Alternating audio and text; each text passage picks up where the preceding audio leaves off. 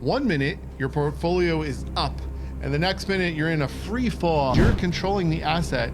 You have the power to increase the cash flow. Try getting that deal in the stock market. Doesn't happen.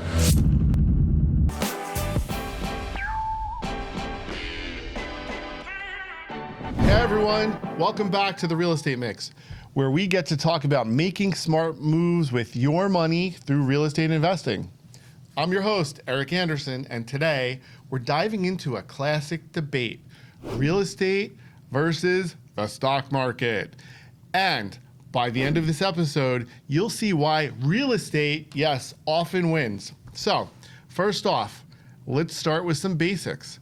When you invest in the stock market, you're buying a tiny piece of paper, basically a piece of something that's like a company, basically betting on its future performance. And sure, you may get solid returns, especially over the long haul, but the historical average return for the S&P 500 over the past 30 years has been around 7 to 10% annually. But there's a catch. The stock market is volatile. One minute, your portfolio is up, and the next minute you're in a free fall like you just jumped out of a building. So, meanwhile, real estate is tangible. It's physical asset that you can control. You can touch it. You can improve it. You can rent it out, meaning there's more opportunity for consistent cash flow. So let's dive into that a little deeper with a cash-on-cash return. Cash-on-cash return measures how much cash you're making annually on the actual cash you've invested. With stocks, the return is simply whatever the market gives you based on stock performance. You have no control.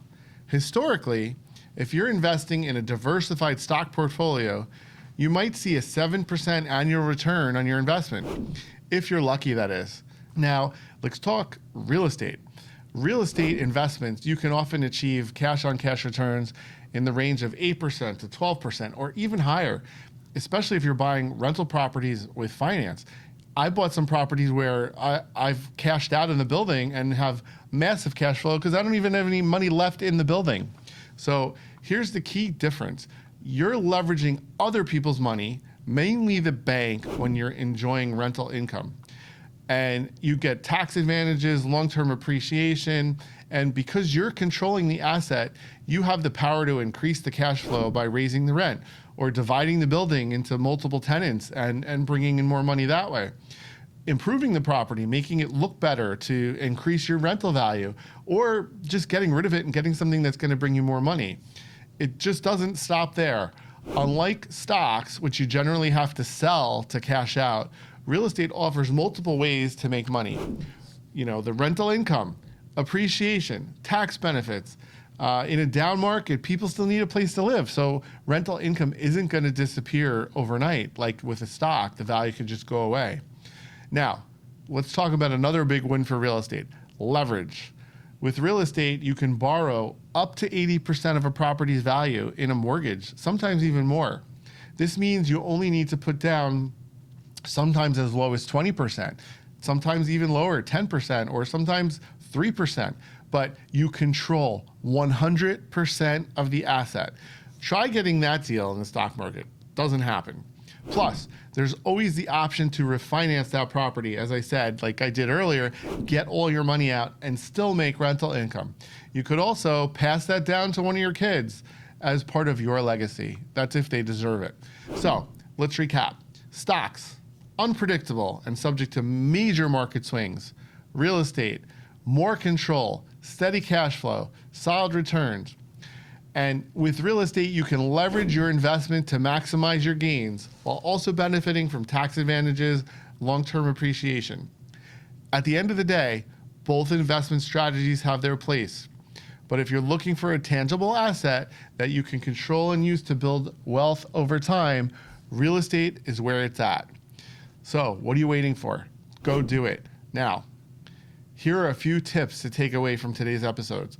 Look at cash-on-cash return when comparing investments. Real estate often outperforms stocks in this regard. It has for me. 2, leverage is your friend. Leverage in real estate using other people's money, like the bank, can increase your returns. 3, don't forget, Real estate gives you multiple ways to profit: rental income, appreciation, tax benefits. Ask your accountant. They're going to teach you the ways to take advantage of depreciation. It's huge. So thanks for tuning into this episode of the Real Estate Mix. Make sure to hit that like button, subscribe, and turn on your notifications. I love teaching you how I've made success in life through real estate, and I want to hear all about your questions. Leave them in the comments below, and we'll get answers out to you, and I look forward to seeing you on our next episode. Thanks for watching this episode. Now don't forget to like, subscribe, and leave a comment, and we'll see you next time.